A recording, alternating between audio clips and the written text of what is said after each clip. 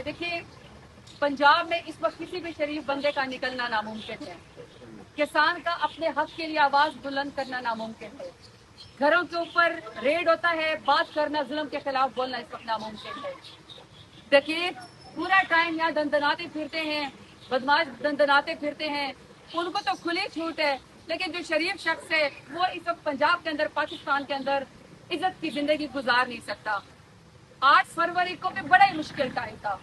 इतना मुश्किल टाइम था कि नून लीग को जितवाने के लिए, पीपल्स पार्टी को जितवाने के लिए और डेरा गाजी खान में उनके जो सरदार थे उनको जितवाने के लिए इलेक्शन को मुकम्मल चोरी करने की कोशिश की गई, आपके ऊपर FIR करके, मेरे ऊपर FIR करके, घरों के ऊपर रेड करके। लेकिन इसके बावजूद भी डेरा गाजी खान ने साबित किया कि 8 फरवरी को चाय निशान, हैंगन था, कज्जी थी, जूता था, चिमटा था, बेंच था, जो भी 200 से ज्यादा निशानात इमरान खान की पार्टी को दिए गए। आप इतने अक्ल और शऊर वाले थे कि आपने उस जुल्म का बदला वोट के जरिए लिया और 8 फरवरी को आपने मुझे इमरान खान के नाम पे जितवाया, आपने तारीख रकम की।